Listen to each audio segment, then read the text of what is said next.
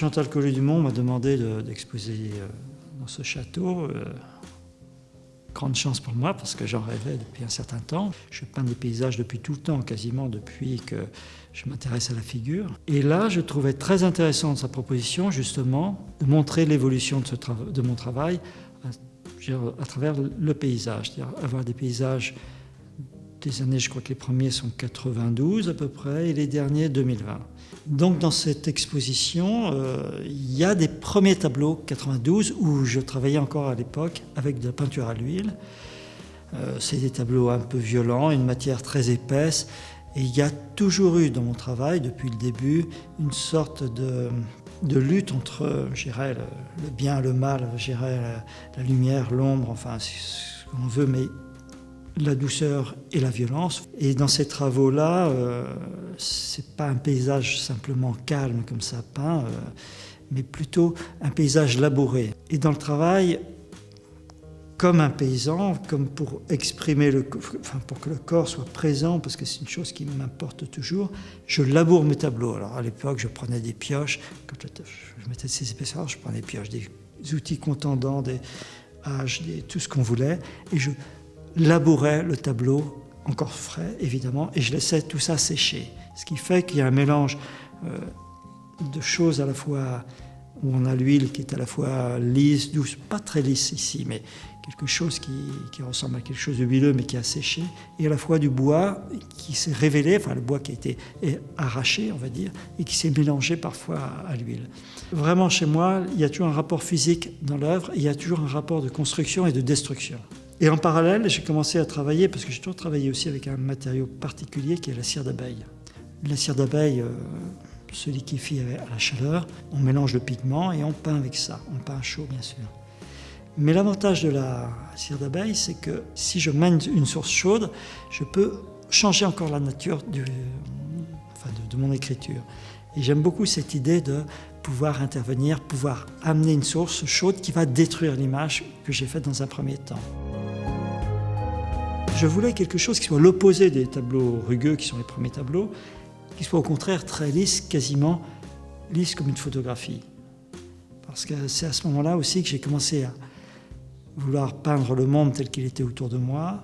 Et donc je me suis servi de l'appareil photo pour vérifier si tout ce que je voyais, tout ce que mon regard croisait, pouvait rentrer dans la peinture. Donc j'ai trouvé un film, des grands films comme ça, rhodoïdes, que je posais sur le tableau peint. On voyait encore les traces de pinceau. Et ensuite, avec un fer à repasser, je réchauffais la surface, le rhodoïde, et évidemment, sous la surface de ce film, que j'enlève ensuite, la peinture se liquéfiait et devenait très lisse, aussi lisse que le film qui était dessus. Je dis waouh, c'est formidable, parce que j'ai trouvé comment faire une peinture qui ressemble à une photo dans sa texture, mais qui n'est pas une photo non plus, et qui est justement de la peinture, une sorte d'illusion. Une sorte de mensonge comme ça, mais en même temps, c'est terriblement peinture. Donc voilà, on est devant des ambiguïtés qui font qu'on est devant un objet qu'on ne peut pas réellement nommer. Et c'est cet aspect-là qui m'intéressait aussi. Ce qu'on ne peut pas nommer, c'est toujours intéressant. Puis après, bien sûr, je venais souvent entre Nantes et Paris, je prenais le train, donc en voyageant,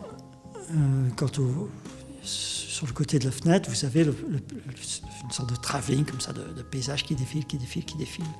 Et au printemps, évidemment, on a ces champs jaunes de colza, et c'est absolument magnifique. Et j'avais mon appareil photo toujours avec moi, et je photographiais, et puis après je voyais ces images un petit peu floues, surtout si on regarde le premier plan, le deuxième plan, le premier plan est flou, le deuxième plan est net, ainsi de suite. Et ce qui m'intéressait, c'était d'introduire, on va dire, cette nouvelle vision dans la peinture. C'est-à-dire que nous ne sommes plus au 19e siècle, au 18e, on est aujourd'hui, on travaille avec des outils qui sont l'appareil photo, on se déplace en voiture, en avion, en train, et tous ces éléments changent notre regard. On ne peut plus regarder le monde de la même façon. Ce qui était intéressant, c'est d'amener ça à travers le paysage, qui est un thème, on va dire, vieux comme le monde. Mais en peinture, comme dans tout le reste, je veux dire, il n'y a pas de bon sujet, de mauvais sujet. Il y a juste une volonté, on va dire, de glisser de la matière, de la couleur, une organisation de l'espace. C'est ça la peinture, c'est tout simplement ça. Et après, on va avoir aussi d'autres formes de paysages qui seront des paysages que j'appelle des forêts, des sortes de maillages, des choses qui partent de l'idée de la forêt, mais enneigée ou autre. On a à la fois une structure très complexe, comme ça, d'éléments verticaux, horizontaux, obliques, qui créent, on va dire, le paysage des arbres dans une forêt. Au fond, c'est comment, par le repassage, quand on repasse, on rend une image un peu plus molle. Mais pour la tenir, il faut avoir une grille. L'intérêt dans cette peinture, c'est entre l'élément noir, on va dire, et l'élément lumineux du vide, comment faire jouer sur toutes ces frontières. C'est ça qui crée le mouvement dans la peinture, quand je la repasse. Et en faisant des grilles très serrées, qui sont les forêts, on fait quelque chose d'assez magique, comme ça, qui vibre. Et c'est ça qui m'intéressait. Et d'autres moments, d'autres paysages qu'on verra dans l'exposition sont il y a des savanes, il y a des buissons, il y a des expériences différentes. Parce que c'est vrai que comme je voyage pas mal, et puis comme j'ai passé mon enfance en Afrique, on va voir à un moment donné ces paysages africains, cette mémoire ressurgir. Mais sous une autre forme, c'est-à-dire que là, il n'y aura plus un repassage total de la surface, il y aura un jeu entre le réchauffement, un dripping parfois, une gestuelle, une autre fois, on va dire. Il y aura tous les mélanges de tous les gestes possibles que la cire offre. Et c'est ce qui s'appellera, on va dire, ce que j'appelle les broussailles, et qui sont du coup moins des sujets photographiques, mais beaucoup plus réinventés. Mais réinventés à partir d'une source d'image, ça peut être des films, ça peut être différentes photos, et là je fais un mix de tout ça et j'invente un petit peu mon paysage. Un paysage n'est jamais une chose fixe et figée. C'est toujours quelque chose qui bouge en fonction de l'heure, de la journée, des moments de la saison, et ainsi de suite. Et puis, pour peu qu'on se déplace, je dirais, il nous renvoie des émotions totalement différentes. Et au fond, dans cette exposition, j'ai voulu faire un petit peu la même chose. C'est-à-dire que ce que je voulais, c'est que le spectateur, lui, passe d'une ambiance à une autre ambiance, à une autre ambiance, qu'il voit toutes les atmosphères que je pouvais lui offrir. Donc, à un moment donné, il va tomber dans une salle où il y a des jaunes, des choses comme ça. Je parle de peinture, bien sûr.